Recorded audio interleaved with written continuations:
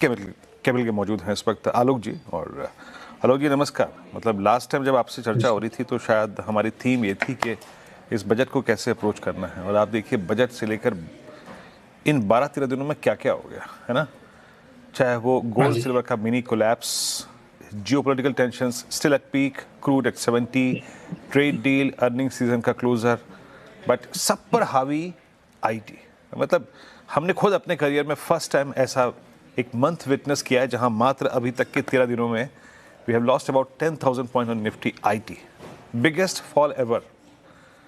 कैसे रीड कर रहे हैं आप इस एआई डिस्क्रिप्शन को? रोज बरोज आओ एक नया एआई टूल की कहानी और 5% का सीधे निफ्टी आईटी में एक कट, कैसे हैंडल करेगा बता इसको? गुड मॉर्निंग वीरू जी। आपने एकदम सही रूप में समराइज कर दिया कि लास्ट 10-15 दिन में क्या हुआ। और जहां तक आईटी सेक्टर और एआई का इम्पैक्ट है, हमने भी अपने पास डिस्कशंस में भी कहते आ रहे हैं कि ग्रोथ ऐसे भी कम थी आईटी सेक्टर की। और अगर लास्ट 3 इयर्स, 5 इयर्स या 10 इयर्स भी देखें तो एज एन इंडेक्स बेयरली 10% के आसपास की ग्रोथ आई होगी, उस ऊपर की ग्रोथ नहीं थी। प्लस ये जो डिस्ट्रप्शन है एआई का, अब कुछ होता है जो एक्चुअल डिस्ट्रप्शन होते हैं जो नंबर्स में दिखने लगते हैं, और कुछ होते हैं जो डिस्ट्रप्शन दिखने के वजह से आगे की ग्रोथ पे फियर आने लगता है, और जो टर्मिनल वैल्यू होती है ना वैल्यूएशंस के अंदर में, उस पे क्वेश्चन मार्क आने लगता है। आज की तारीख में वही फियर फैक्टर सिर्फ इंडियन आईटी पे नहीं है। अगर हम सैस कंपनीज देखें यूएस में भी, तो वहां पे भी मेजर डी रेटिंग हुई है ऑफ सैस कंपनीज। लेकिन यहाँ पे भी पहले ही ग्रोथ कम थी, उसके ऊपर अब फर्दर क्वेश्चन मार्क ग्रोथ पे, मार्जिन्स पे, दोनों पे है। हमने आईटी में भी हायरिंग के सिलसिले देखे कि ओवरऑल लास्ट फ्यू इयर्स की हायरिंग्स में नंबर्स कुछ खास नहीं है। और इस बार तो आईटी सेक्टर के टॉप कंपनीज ने तो एक्चुअली अर्निंग्स डिक्लाइन भी रिपोर्ट करी है। सो ऐसे केस में जहां अर्निंग्स विजिबिलिटी कंप्लीटली एब्सेंट सी हो, उसका एक ही जवाब होता है कि जब ये अर्निंग्स ग्रोथ आने लगेंगी तो ही इस पे कॉन्फिडेंस आता है कि यस अर्निंग्स ग्रोथ अच्छी है और ये यहाँ से अच्छे कर सकते हैं। लेकिन तब तक ये एआई का फियर तो डेफिनेटली है। ये कोई सिर्फ फियर नहीं है, ये काफी हद तक फैक्चुअल भी है। एंड हमें देखना पड़ेगा आगे आने वाले टाइम में कि अर्निंग्स ग्रोथ आती है कि नहीं। हमारा स्टांस अंडरवेट है अभी। स्टांस आपका अंडरवेट है, लेकिन एक तर्कसंगत लॉजिकल प्रश्न ये है कि अगर आप इसमें से पैसा विड्रॉ भी करते हैं या फिर ग्लोबली जो लिक्विडिटी इंडियन मार्केट्स को चेज करती है, अगर वो आईटी से बाहर निकलती है या कुछ और डेस्टिनेशंस को ढूंढती है, तो आपको फेवरेबल किन सेक्टर्स के लिए परिस्थिति लग रही है? अब आपके बैंक्स ने एक बहुत बड़ा मूव दिया, आपके ऑटो ने एक बहुत बड़ा मूव दिया, आपकी जो 2-3 थीम्स में आप वाइट गुड्स को देखिए पिछले कुछ समय में चले, इंश्योरेंस स्टॉक्स चले, डिफेंस कुछ हद तक चला। ये लिक्विडिटी जाएगी कहाँ पे, जहाँ पे अर्निंग्स का भी सपोर्ट है, जहाँ पे ग्रोथ आउटलुक भी अच्छा है? तो ऐसे में अगर आप देखें तो जो पाथ ऑफ लीस्ट रेजिस्टेंस जिसको कहते हैं, ग्लोबली ग्लोबल मैक्रो को देखते हुए और ग्लोबल ग्रोथ इंजन को देखते हुए, ग्लोबल मैक्रो जिस तरह से चल रही है उसमें फिएट करेंसीज पे क्वेश्चन मार्क सा है, और जिसके वजह से प्रेशियस मेटल्स जो गोल्ड वगैरह है वो काफी अच्छा कर रहे हैं। और साथ ही साथ जो एआई जो ग्रोथ इंजन बनी हुई है पूरे वर्ल्ड की, उसमें विनर कौन होगा ये समझना मुश्किल है। लेकिन ये जानना जरूरी है कि हर एआई का कंपनी को कैपेक्स करना पड़ रहा है। कुछ 600 $650 बिलियन की कैपेक्स नंबर्स भी सामने आ चुके हैं। और इस सारे कैपेक्स में डेटा सेंटर से लेकर पावर रिक्वायरमेंट बहुत हाई है। तो देखना ये है कि इन कंपनीज में कौन कौन सी चीजें ऐसी चाहिए जो कि शॉर्ट सप्लाई में है। और उस शॉर्ट सप्लाई के अंदर कुछ इंडस्ट्रियल नॉन फेरस मेटल्स भी आते हैं, जिसकी डिमांड काफी हाई है, लेकिन चाह कर भी उसका प्रोडक्शन बढ़ाया नहीं जा सकता। तो वो सेगमेंट्स में पाथ ऑफ लीस्ट रेजिस्टेंस मिलता है, क्योंकि उसमें डिमांड काफी आगे है सप्लाई से। तो नॉन फेरस मेटल्स में, कुछ प्रेशियस मेटल्स में वो सेगमेंट पॉजिटिव है। सेकेंडली, इंडियन इकोनॉमी एक सेवर्स की इकोनॉमी है। हम यहाँ पे बचत करते आते हैं। पिछले दशक में हमने देखा कि वो सारी सेविंग्स ज्यादातर बैंकों में जाती थी एज डिपॉजिट्स, जिसके वजह से बैंकों को लोअर डिपॉजिट्स मिलते थे एंड वो हायर रेट पे लर्न करके अच्छी खासी इनकम कमाते थे।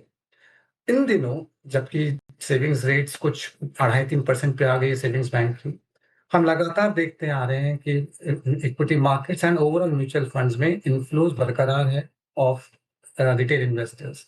तो कैपिटल मार्केट जो सेगमेंट है, right from exchanges to the brokers, wealth managers and asset managers, वो सेगमेंट में ग्रोथ काफ़ी अच्छी है और उनके कैपिटल भी और बैलेंस शीट भी काफ़ी स्ट्रॉन्ग रहते हैं। तो ये 2 सेगमेंट काफ़ी पॉजिटिव है। थर्डली जो लेंडिंग बिज़नेसेस होते हैं, जो फाइनेंशियल्स का आपने ज़िक्र किया, सोचने की बात है कि पीएसयू बैंक्स की नेट एनपीए ये लगातार चौथा क्वार्टर है कि पीएसयू बैंक्स की नेट एनपीए प्राइवेट बैंक्स के एनपीए के बराबर है या बेटर है। ये यूजुअली हिस्ट्री में नहीं हुआ था। तो ऐसे में लोअर वैल्यूएशन जो पीएसयू बैंक्स को मिलते हैं और वर्सेस जो हायर वैल्यूएशन प्राइवेट बैंक्स का है, ये गैप कम होता हुआ नजर आता है, जिसकी वजह से रिस्क रिवॉर्ड पीएसयू बैंक्स का बेटर है और जो थोड़े रीजनल प्राइवेट स्मॉलर बैंक्स हैं, उनका भी काफी बेटर है। तो ये 3 सेगमेंट्स ऐसे हैं जहां पे ग्रोथ भी अच्छी है, बैलेंस शीट भी अच्छी है और रास्ते में ज्यादा रुकावटें नहीं। ओके आलोक जी, गुड मॉर्निंग। श्रेया बात कर रही हूँ। आपने मेटल्स, प्रेशियस मेटल्स का जिक्र किया, कैपिटल मार्केट स्पेस, बैंक्स और एनबीएफसीज। लेकिन आज सर ये मुथूट फाइनेंस देखा मैंने 12% का तगड़ा इस पर डेंट पड़ा है आज के सत्र में। रिजल्ट ठीक था लेकिन जिस तरीके से गोल्ड प्राइसेस थोड़े गिर रहे हैं, तो आपसे मैं ये जानना चाहूंगी गोल्ड फाइनेंसिंग कंपनीज को लेकर क्या व्यू बन रहा है आपका सर? गोल्ड फाइनेंसिंग कंपनीज पे व्यू काफी पॉजिटिव है एंड इनके रिजल्ट्स भी बहुत अच्छे आए हैं। अब एक दिन का फॉल को असेस करना थोड़ा डिफिकल्ट होता है। आज के फॉल के बाद भी अगर मेरे आंकड़े राइट है तो लास्ट 1 साल में स्टॉक कुछ 50-60% ऊपर ही है। तो मार्केट्स कई बार थोड़ा एक्सेस आगे या पीछे हो सकते हैं स्टॉक लेवल पे 1 या 2 दिन। लेकिन इंपॉर्टेंट ये है कि rising gold prices in general तो ऊपर ही हैं, स्ट्रॉन्ग ही हैं।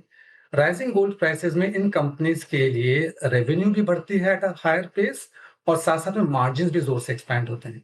ऑलरेडी हायर एक्सपेक्टेशंस पर इस कंपनी के रिजल्ट्स एक्सपेक्टेशन से काफी बेटर आए हैं। अब वो तो लोगों की पोजीशनिंग होती है, उसके बेसिस पे 1-2 दिन के ना मार्केट प्राइसेस मूव कर सकते हैं, उस पे कमेंट करना थोड़ा मुश्किल है। लेकिन इन कंपनीज पर और स्पेशली जो लीडिंग कंपनीज हैं इनमें उसमें हमारा व्यू भी पॉजिटिव है, स्टांस भी ओवरवेट है। ओके आलोक जी, आपने डिफेंस स्पेस का जिक्र नहीं किया, इस पर मैं व्यू जानना चाहूंगी आपका, क्योंकि पिछले साल हमने देखा capital market space, defence space ने मतलब अच्छे परफॉर्मेंस दिखाई थी। क्या लग रहा है आपका डिफेंस स्पेस पर व्यू क्या बन रहा है? और जिस तरीके से नंबर्स आए हैं अच्छे ही आए हैं और जिस तरीके से ऑर्डर्स आ रहे हैं सर वो भी अच्छे हैं, तो क्या यहाँ पर भी पॉजिटिव है आप? यस, डिफेंस स्पेस में भी पॉजिटिव हैं और डिफेंस स्पेस में हमारे हिसाब से तो अगले 10 साल तक के लिए भी बहुत अच्छी स्पेस है। जैसा कि आपने नोट किया कि जियोपॉलिटिकल टेंशन जिस तरह से बढ़ रहे हैं, उसमें आत्मनिर्भरता का एंगल आना बहुत ज़रूरी है और इंडिया में ज़्यादातर पहले इंपोर्ट्स बहुत ज़्यादा होते थे। अब डोमेस्टिक कंजम्पशन बढ़ाने के लिए और डोमेस्टिकली मैन्युफैक्चर करने के लिए उनकी ऑर्डर बुक काफ़ी अच्छे से बढ़ रही है। तो उसकी जो लीडिंग कंपनीज़ हैं उनमें उनके ऑर्डर बुक भी अच्छे हैं, उनके रिजल्ट डिलीवरी भी काफ़ी अच्छी है। ज़ाहिर है इस सेगमेंट में बिकॉज़ ये इंडस्ट्रियल और सिक्लिकल होता है, इसमें उतार-चढ़ाव तेज़ी से आ सकते हैं। लेकिन अगले काफ़ी सालों के लिए इसमें व्यू हमारा पॉज़िटिव है और इस बार के बजट में भी जो एलोकेशन किया गया डिफेंस को, उसमें ग्रोथ नंबर्स काफ़ी अच्छे हैं। तो जिसकी वजह से डिफेंस ओवरऑल इंडस्ट्रीज और मैन्युफैक्चरिंग में डिफेंस स्पेस पे व्यू ज़्यादा पॉज़िटिव है। डिफेंस स्पेस पे मूव व्यू जो है वो पॉजिटिव है। मीनवाइल निफ्टी हिटिंग ऑलमोस्ट 25,530, यानी अब हम डे लो की ट्रजेक्टरी में आके ट्रेड करते हुए, और बैंक निफ्टी जो हमारी एक स्ट्रॉन्ग पॉकेट थी वो भी थोड़ा सा अनवाइंडिंग मोड में है। आज फर्स्ट टाइम अगर आप देखें तो ये ट्रेवल कर रहा है टूवर्ड्स 10 EMI, इतना नियर आ चुका है 10 दिन के मूविंग एवरेज के आसपास। अच्छा, और कुछ पॉकेट्स को ढूंढते हैं जहां पर एक लॉन्गर टर्म व्यू हमें बनाना चाहिए इस प्राइस पे। आलोक जी, आते हैं तो ऐसी बास्केट पे जहां पे एक एक बीइंग सिक्लिकल अच्छा पैसा बन के हम बना चुके हैं मेटल्स, फेरस नॉन फेरस दोनों। हालांकि फेरस के लिए उतने नेगेटिव सर्कमस्टेंसेस अभी भी नहीं है, but do you think that कि ये मेटल्स की साइकिल अब एक बहुत ही मैच्योर और मैच्योर से अब थोड़ी सी अनवाइंडिंग की स्टेज में आ रही है? आपने हिंडाल्को के नंबर्स देखे होंगे। आपका टेक क्या है? मेटल्स अगर आपके ट्रेडिंग पोर्टफोलियो या फिर इन्वेस्टमेंट पोर्टफोलियो में इस साइकिल में था तो अब क्या करना चाहिए उसमें? मेटल्स पे हमारा व्यू और स्टांस दोनों ही पॉजिटिव हैं। मेटल्स को 3 पार्ट में ज़रूर डिवाइड करना चाहिए। एक होते हैं प्रेशियस मेटल्स और दूसरे जो इंडस्ट्रियल मेटल्स है उसको 2 पार्ट में डिवाइड करें, नॉन फेरस और फेरस। जो प्रेशियस मेटल्स हैं उनकी डिमांड आती है बिकॉज़ उनकी जो मॉनेटरी वैल्यू है। जब फिएट करेंसीज़ पे कॉन्फिडेंस कम होता है, तब इनकी वैल्यू ज़्यादा बढ़ती है। तो जो डी-डॉलराइजेशन का ट्रेड है ग्लोबली, जो कि हल्के-हल्के करके बढ़ रहा है, उससे गोल्ड और प्रेशियस मेटल में स्पेशली गोल्ड, उसके ऊपर में व्यू पॉजिटिव बनता है। तो इसका सबसे इम्पोर्टेंट डेटा ये है कि सेंट्रल बैंकर्स अपने बैलेंस शीट में फॉरेक्स रिजर्व्स का सबसे हाईएस्ट पार्ट यूएस ट्रेजरीज में रखा करते थे।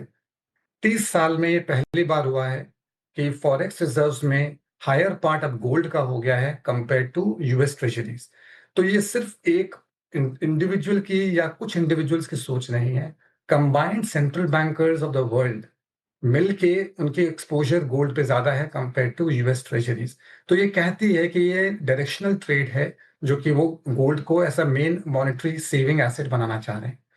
जहां तक इंडस्ट्रियल यूज का सवाल है, जैसे हमने कहा कि एआई की डिमांड, एआई की कैपेक्स पे डेफिनेटली बहुत पावर की जरूरत है।